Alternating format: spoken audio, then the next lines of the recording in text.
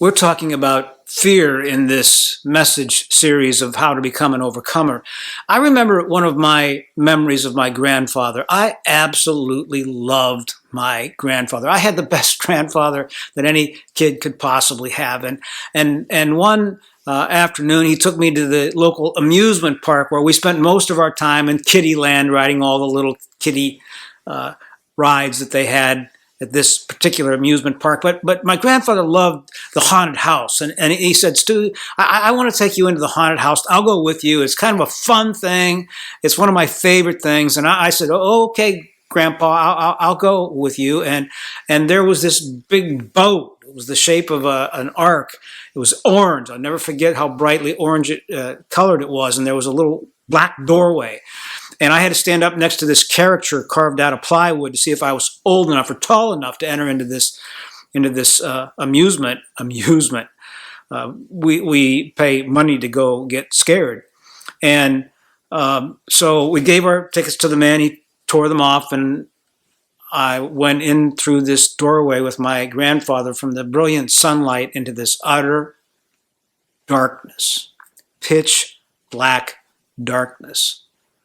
Heard the door shut behind us. The next thing I know, the floor starts to shake and vibrate, and so did I.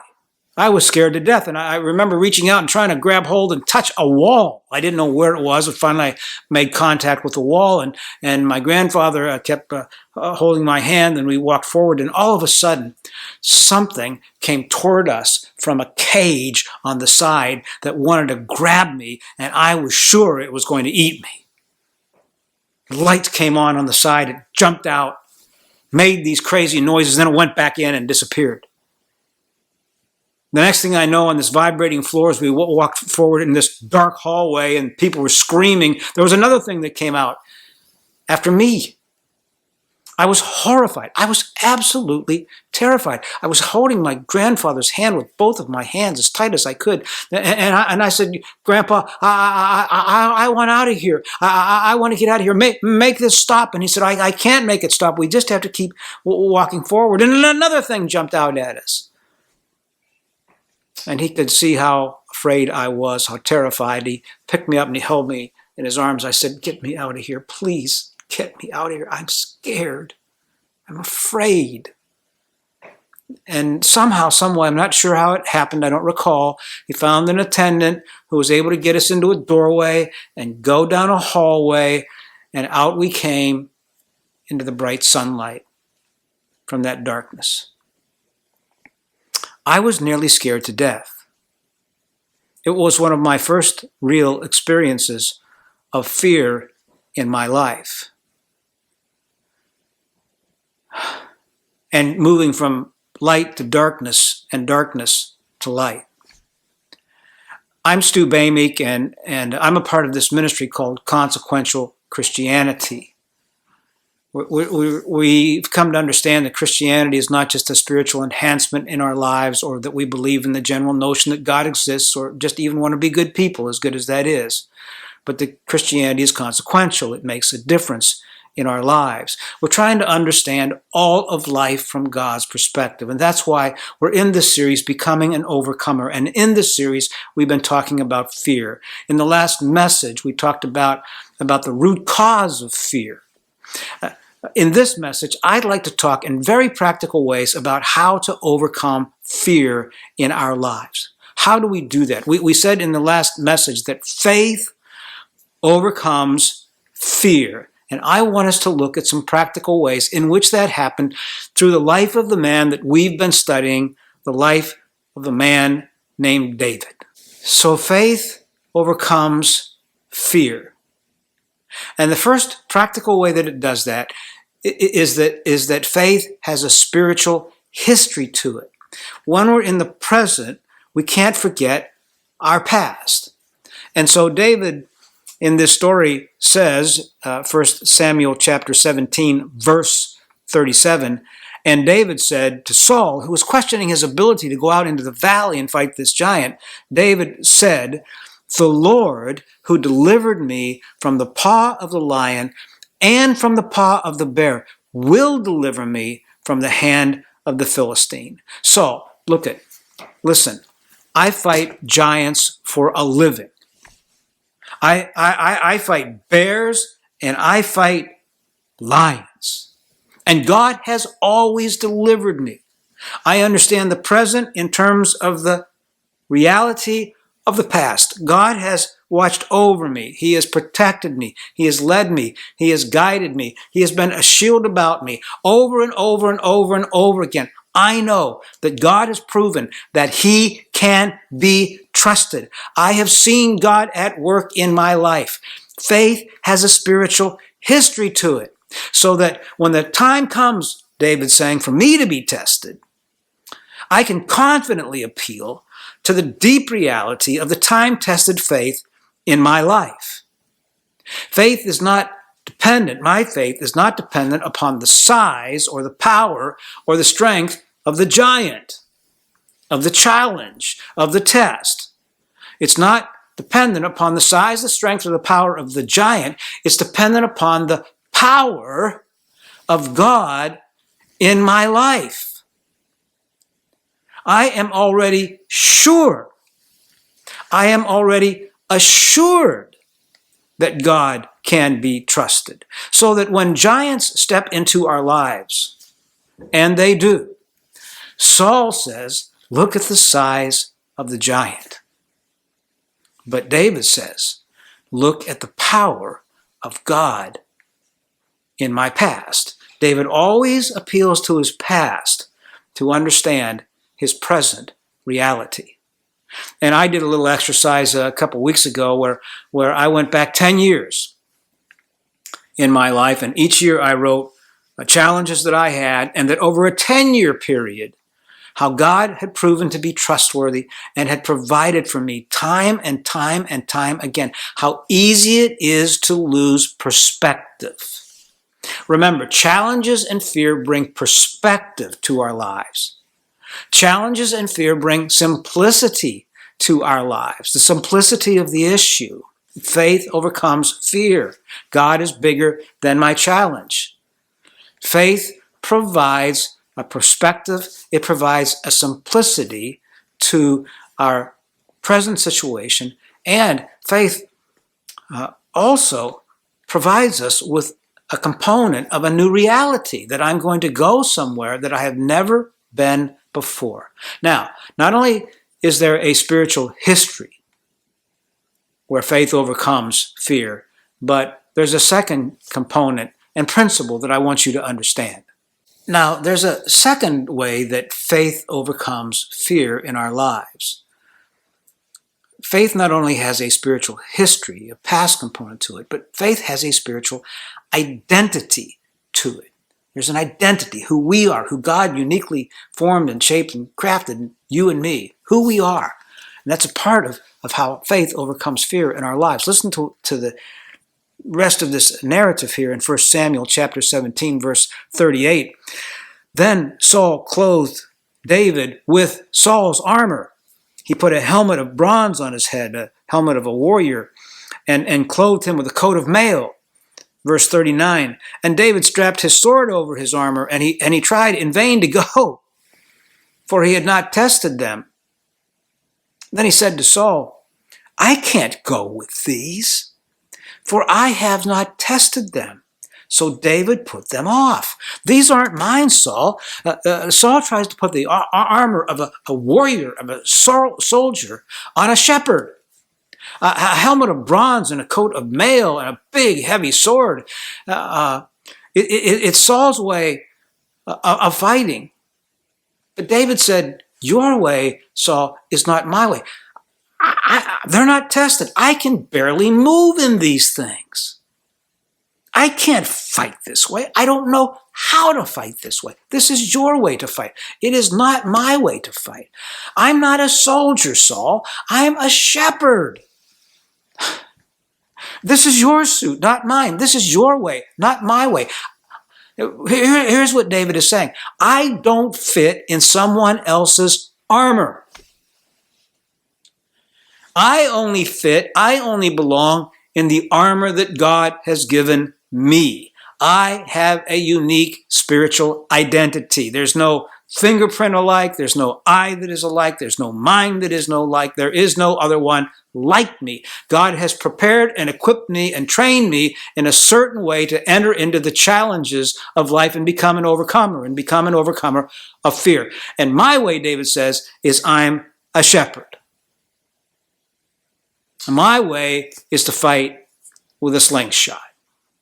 Now, that might sound like a very naive way to fight, but let me describe for you what life was like in the armies in those days. There were three components to an ancient army. There were the bowmen who would fight at long range and shoot their spears 150 yards. They were very deadly. And then there were the infantry that would fight up close and personal, but there was this third component called the slingers in all of the ancient armies. And they had leather pouches, and they had this sling that they would whip around with a stone in it, and they would throw them at deadly accuracy.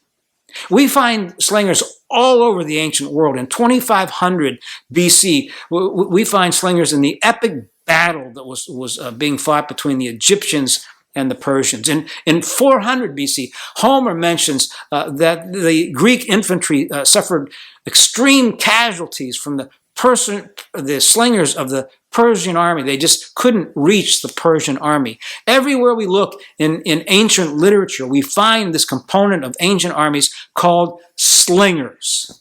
In the Bible, we find in 1 Chronicles chapter 12, verse 2, these words about the armies of Israel. There were bowmen who could shoot arrows and sling stones with either the right or the left hand. And in Judges chapter 20, verse 16, we read, among all these were 700 picked men who were left-handed. Maybe David was left-handed, played the harp left-handed. And everyone could sling a stone at a hair and not miss. This was written in 1000 BC. Slingers would get a stone out of their pouch, and a round, smooth stone, and they would put it in their slingshot, and they would twirl this around and whip it around faster and faster and faster, wider and wider and wider, in ever increasing circles. And then they would hurl that stone the size of a golf ball with deadly accuracy. The Israeli army today estimates that the velocity of a single stone was similar to a .45 caliber bullet. It could hit a bird, these slingers, in full flight and kill it. David saw himself as God saw him. His identity was that he was a shepherd. He was a slinger. He didn't try to be someone else. He didn't wear someone else's armor or clothing. He recognized how God had made him, and that's how he lived and how he fought and how he saw himself.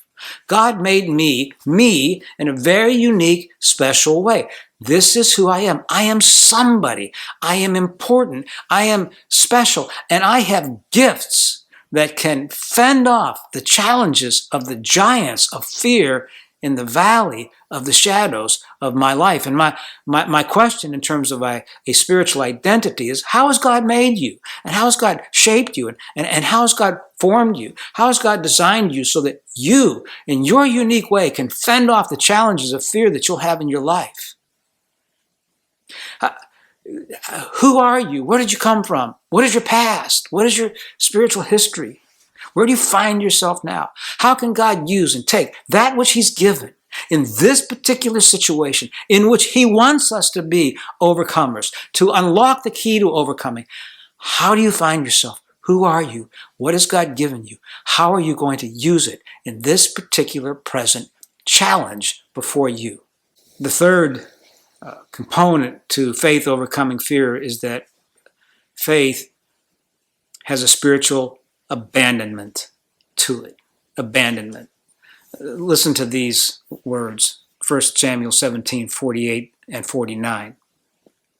When the Philistine arose and came and drew near to meet David, now he's coming toward David. Listen to this. This is such good stuff. What a story, what a man, what a Bible, what a God. When he came and drew near to meet David, David ran quickly toward the battle line to meet the Philistine. And David put his hand in his bag and took out a stone and slung it and struck the Philistine on his forehead. The stone sank into his forehead and he fell on his face to the ground. As the giant, the fear in the valley of darkness, slowly makes his way towards David, the enormity of the size gets bigger and bigger and bigger and bigger. As the giant came forward, David ran quickly towards the giant. Complete abandonment. Here is the giant now, 200 pounds of heavy armor designed for close-range combat. But here's the problem. Here's the greatness of God's power. What the giant thought was a great strength became his greatest liability. He couldn't move. He was immobilized in his armor. He had no range of combat. It was his liability. He never had a chance. A giant never has a chance against a slinger who is full of faith and has a spiritual history and a spiritual identity to it. We don't fear our giants. We run quickly towards them. Faith is an action. Faith does something. It gets on the offense. It trusts not again in the power and size of the challenge, but in the power and the size of our God. Noah preached a sermon on faith with a hammer and a saw for 125 years before it ever rained. Faith does something. It moves towards something. Now, let me tell you a very personal spiritual experience. In my mid-20s, for some reason, as I was visiting a giant concrete dam that I had been on a tour to see, and they took us down stairway after stairway after stairway to get us to the bottom of this dam where it was attached to the bedrock. And as we were going down these stairs, I started feeling, I can't get out of here. This is really far down. It's getting dark, it's getting damp, and this feeling of panic began to overwhelm me. By the time we got to the bottom, and it was dimly lit, and our guide had flashlights, and I could see the water seepage in the bedrock and the concrete pasted, secured to this bedrock. I felt so far down below the surface of the earth that I panicked. I had a panic attack. I got extremely claustrophobic and had to climb those stairs as fast as I could to come out into the daylight. And I thought when I got out into the daylight and got out from all the weight of all of that heavy concrete bearing down upon me so deep underground that the fear would leave. But it didn't. It stayed with me. I unlocked something. It's like pulling out the rug out from under somebody and just my feet flying over my head, tumbling. I couldn't get it back. I became claustrophobic. I didn't like to ride in tunnels or be in closed spaces. Well, about that time, I was prepared to go for my first class in the Doctor of Ministry degree study program at Fuller Seminary in Pasadena, California. So I had to fly cross country from Pittsburgh, Pennsylvania to Los Angeles, California. And I dreaded that flight. I was afraid to get on the airplane. I hadn't flown since I'd been in the bottom of that dam. I would lay awake at night sweating, thinking of how am I going to get on that airplane? And I remember the day came that I was dropped off at the airport. I had my luggage. I checked my luggage, and I went into the terminal. I started increasing levels of panic, of claustrophobia. I was at the gate. They called for us to get in line. I couldn't move. I let my spot go. It was in those tiers, and my tier passed. Finally, everyone had gotten on the plane but me. I was standing there in the waiting area where you board the airplane and go down the jetway. I was terrified to go down the jetway. The stewardess came up to me and said, "Sir, are you going to board the plane?" We're going to have to shut the door to the jetway.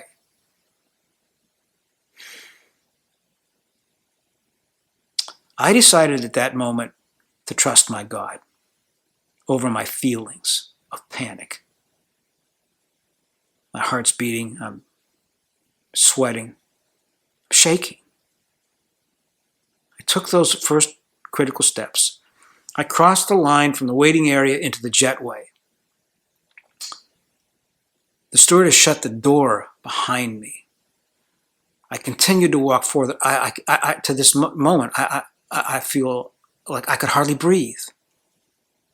I stepped into the airplane, took my seat, shut the door.